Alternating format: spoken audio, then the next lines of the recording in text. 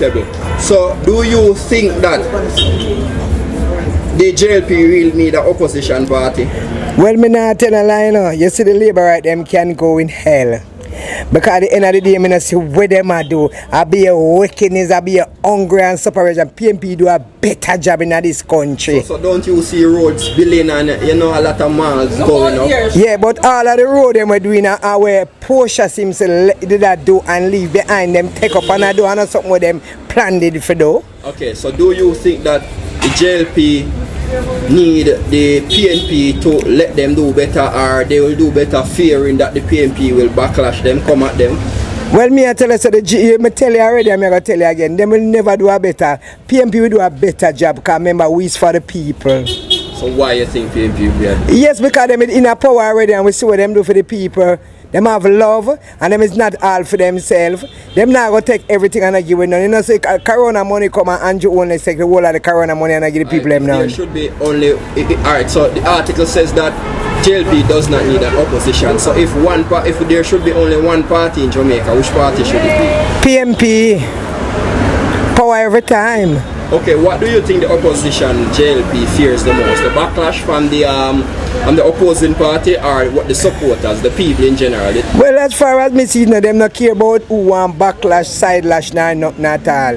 Them don't care, because all when the people matter the thing, them still do the wickedness. So you don't think they'll do better or try? Them will never do better. Them only try to do it in the election. After the election come and go, the people never see some of them. Okay. Good evening, ladies and gentlemen. Party leader, colleagues, all. As Andre said, those who are comrade-minded, ladies and gentlemen. One of the things that I have found out going around the country supporting a number of the candidates who are running for the People's National Party, as I'm not running myself, but I have put myself forward as the representative for the cultural and creative industries. That's my non-geographical constituency. I found that there are a lot of people who don't know what the cultural and creative industries actually are. So I'm going to use an example to see if I can get everyone in this room, particularly those of us from our movement, to understand exactly how the two concepts come together. Last week, a song dropped. It came out of a movement, it came out of a heart movement to rescue Jamaica. It came out of a fervor of a people who had said enough is enough. And this song is not a new song. It's not a contemporary song. It comes from a long time. And those of us who sang it, or those who sang it, because I wasn't one of them, those who sang it before know what it means. And it has deep and resonant meaning. And it has deep and resonant meaning to people who are of the People's National Party. Because that's who they are. That's who we are. The ideas encapsulated in that song are about what we feel and we know and we think instinctively, right? But then we remix the song. And a new generation come and take up on being a blood and fire comrade. And it means something different to this new generation. It means commitment in our blood. It means passion as fire, right? That's all it means. And anybody who tries to change the meaning of that can come out and walk with us as we seek to rescue Jamaica. Now, that's what culture and creative industries is. It is what we feel, what we know, who we are, what we believe, what we do, how we behave, how we think, how we move. but it is also the production of that expression into a tangible form that we can listen to, that we can hear, that we can post, that we can send, that we can sell. Yes, and that's the creative economy side, because we're creating value out of what we feel. Now, that's culture and creative industries, and it's time we take it seriously. It's time we recognize that there's great value in that process of taking what we feel and understanding that what we feel is not something that we need to be ashamed of, because it's not empirical, and because we can't count it, and because we can't hold it and we can't feel it, because it's of us. Yeah? And that's why we have to invest in it. So that's culture and creative industries. I'm an audiovisual everything. I've been a television producer for many years, so I think in pictures and I think in visuals, and so I want to share a little presentation with you. We're at a turning point, ladies and gentlemen, Jamaicans all. The next administration is going to determine how the cultural and creative sector urgently receives the required structured investment, formalization and development to grow. In order to grow, these are the things it's going to require. And I usually say when I'm speaking to people, particularly people in civil society, that whatever government comes to power, and we know which it will be,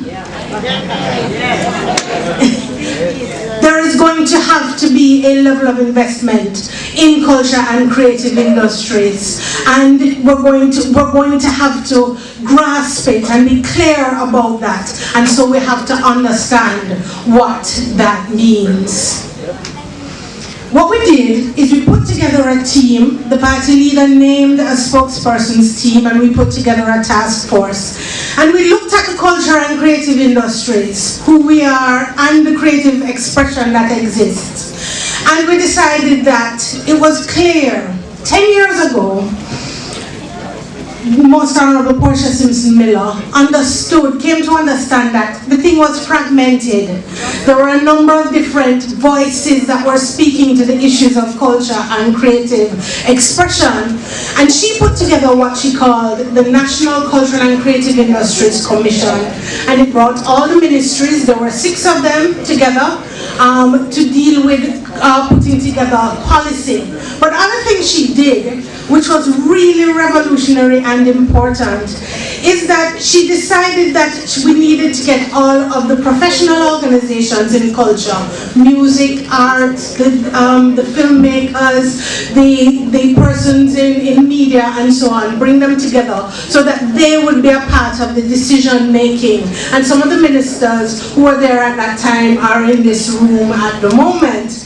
And they all came together and started to put together a framework. We left this framework for this government in 2016. We also left a number of ideas, including the ideas coming out of the Ministry of Tourism and Entertainment, like the special entertainment zones that Damian Crawford had authored. And there were other programs coming out of the Ministry of Youth and Culture that were very, very important in terms of determining who we were. And we wanted to bring them all together under a framework. The Prime Minister did that through the NCCIC. Now, 10 years later, that commission has never, ever met, not once.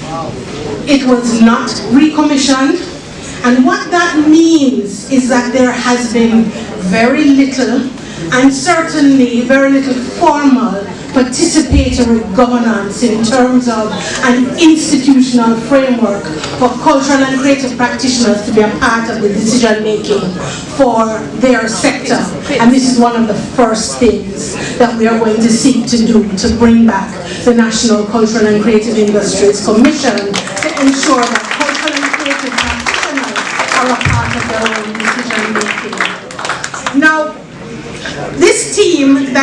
was put together, we started to look at what Comrade Julian Robinson spoke to us about in terms of the sustainable growth strategy, education, energy, emerging industries, and efficiency. And most of us are represented here today. Emerging industries would include technology and the cultural and creative industries. So we took that on, and we took on the party leader's notion of what he meant when he said he wanted to see change, and we started to look at the cultural and creative industries. And one of the things that I found most of all is that the cultural and creative industries, there's a major issue in culture and creative industries.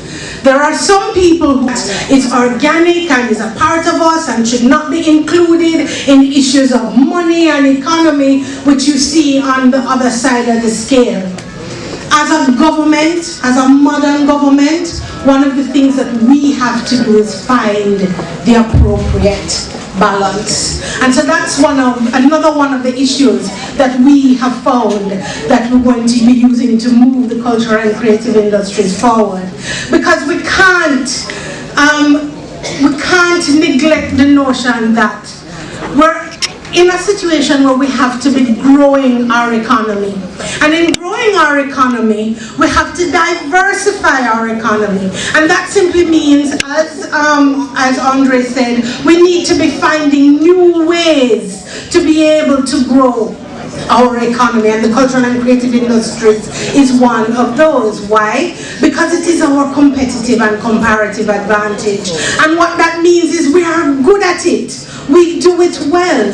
We spread our culture and creative industries to the world, and people know us for it. Whenever we go anywhere in the world, somebody's going to say to us, Bob Marley, or they're going to say to us, Usain Bolt. These are the people who become important as a part of the cultural and creative sector. So we have to find the balance. It is a $3 trillion US dollar industry. At the moment, based on some of the calculations that have been done, it's up to about over 9% of GDP, anywhere between 5 and 9. But the problem is we don't know, because the work has not been done in the last 10 years to determine what the real value of culture and creative industries is. So that's another thing that we have to do, that has to become another priority as we seek to find the balance. The other thing is, we have to define what culture and creative industries are. 20 sectors, ladies and gentlemen. 20 subsectors of the cultural economy: media, music, audiovisual, and each one of these subsectors has over 3 industries, which means we have at least 60 industries from the culture and creative industries. Now, if we look at 60 industries, building out 60 industries, we see an immediate path to growth. When we put together the elements of the emerging industries, we see that we are well over 20% of GDP. We have to formalize these figures. We have to ensure that the numbers are clear, but very little work has been done to put these figures together in the last 10 years. Why? There's been no policy. There's been no plan. There's been no strategy, there's been no structure, and this is why, as the party leader said in his presentation to Parliament, that cultural and creative industries, they continue to grow, but in spite of government intervention, because very little is done to coalesce the culture and creative industries. So there are a number of things that we have to do. These are some of the things that we need to do. We need to create a strong ethical base. We hear the songs on the radio. The other day, I was driving down the road and I stopped beside a bus. The bus is black, tint up. And I can't even begin to tell you some of the music that was coming out of the bus. And we know that there are laws, that should prevent that. But there also has to be an element from a cultural perspective to see how we can make some of those changes and influence some of the change that is required in terms of an ethical base in our cultural and creative industries. We need a national framework. We need to eliminate what we see now as arbitrary projects. Projects that have no real end game. So you have a very important insurance scheme that we would have mooted as a part of our framework in 2015, but without a sustainability framework. Yeah, you see, their career schemes with no throughput to where the children who go to the career fair and watch the career fair and have a great time. What do they do next? How do they now know how they are going to move forward in their careers? We need a facilitatory government role, which means we need the government to be able to facilitate and assist cultural and creative practitioners to move themselves forward, whether they have been round robins, or they are having a sound system, or they are a filmmaker, or they are a TikToker. That one has been getting a lot of attention lately. Whether they're making music or beats, or they're into art, or they're into some of the other technical areas, animation and so on. We need to be able to engage the private sector to have it understand how important culture and creative industries, and we need to be moving towards social integration. So, how are we going to do it? When we started our work, one of the things that we determined is that there are a lot of prescriptions, and have been for over a decade, as to how to grow the culture and creative industries. But as to what needs to happen, and we decided that we were going to take a look at how we were going to do it. And we decided that we're going to create a roadmap to culture, a roadmap to moving towards development of culture and creative industries. And we're starting with nurturing greatness. Every time we go around the country, we see all these people who have this phenomenal talent, and there's no throughput. There's no way for them to move their talent forward. It's not a clear path. So we want to be able to put in programs, and we have a series of them that's going to help individuals matriculate right through the system to be able to participate in culture and creative industries. And like I said, each one of these has a number of programs to achieve these particular goals. The second one is to ground cultural and creative industries in the communities. In the past decade, culture has been absolutely removed from the communities and has been centralized. So we want to see the JCDC back in the communities. We want to see the municipal councils having more street dances at the end for the special holidays. We want to see the floor parades back in the communities. We want to see the community centers being used in ways that culture and creative industries and sport and social transformation programs and citizen security programs all come together to ensure that our communities come alive again. I recently moved to a rural community, and I am saddened. I'm really saddened by the ways in which our rural communities have lost their verve, have lost some of their energy, and it's really important and incumbent on us. As we move around the country too, I've been to a couple of constituencies where we recognize that each constituency has its own cultural flavor. And there is the means by which we can have creative or cultural districts. So when I went to Comrade Pat's constituency, we toured the entire area of where Bedwood and got the full story of Bedwood. But guess what? See the grass here on top of Bedward's grave? You can't get to the grave. And the same is true for most of the heritage sites around the country. It is heart-rending, heart-breaking to see some of it. Comrade Ethne, we went to Comrade Ethne, and it's a different flavor. Entrepreneurship right across the Henny Park. On one corner you have a museum, on another corner you have a bar, on another corner you have a place where it's really a dust bowl at the moment. But we sat and we spoke about it. Why we can't have a creative district in the Henny Park, where you leave the museum and go to the bar, and then there's a performance at the over where is now a dust bowl. Why can't we be using these spaces in order to create wealth and to create value for people within communities? So that's the second one, and that's the one I'm really most passionate about in terms of materializing.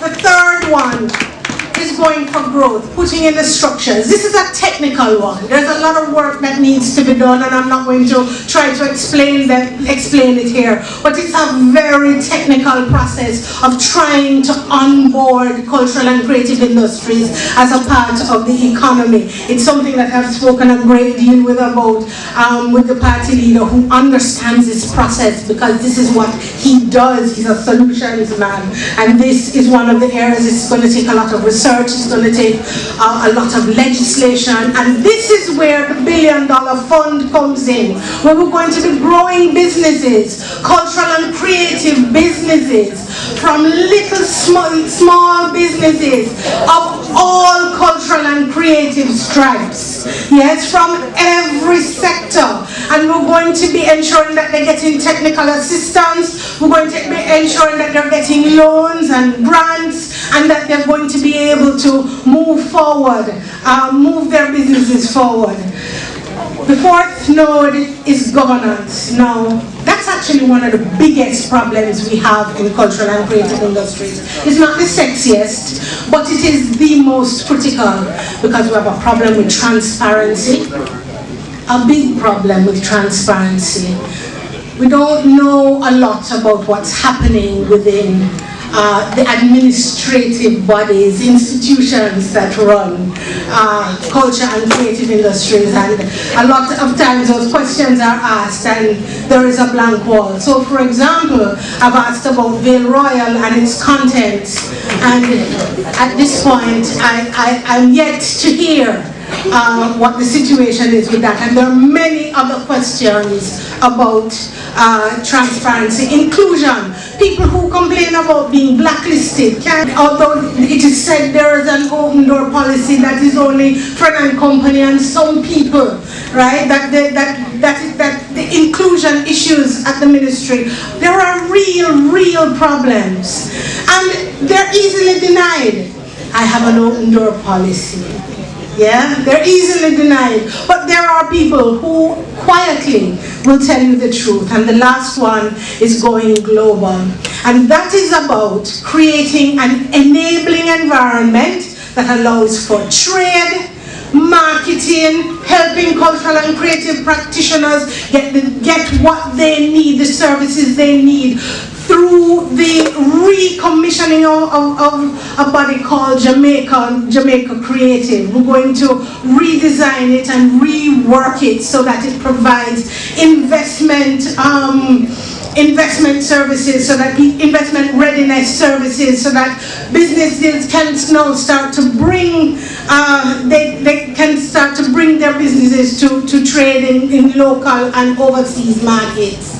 It's also, I spoke to a comrade today, Ricky Chin, and we spoke about things like creating IP facilitation in that unit, so that all of those artists who have had major problems in the past with their intellectual property and collecting royalties across the world, that we look at working with JIPO to see how we can assist some of them to repatriate some of those funds. To say as I wrap up is that one of the things that has been missing from the process of cultural and creative industries and administration has been a holistic examination, looking at the whole picture, understanding that technology can't work without creativity, because you can't have animation without the soundtrack, you can't have animation without the design, you can't have animation without the various technical elements, the various creative elements, the storyline. And everything we do here in cultural and creative industries is about telling a story in a different way. And we have stories galore in this country. We have more stories than we can ever imagine. I remember saying to my sister the other day that if we were to just take the stories and try and find different media through which to create those stories, just one story at a time, how much value we could create in this country. And that value is not only monetary value, because again, I end where I started. That value of the story translated to a product or a service, it tells us and allows us to share locally and in the diaspora who we are. I thank you, ladies and gentlemen. I just want to leave you with the final film. If the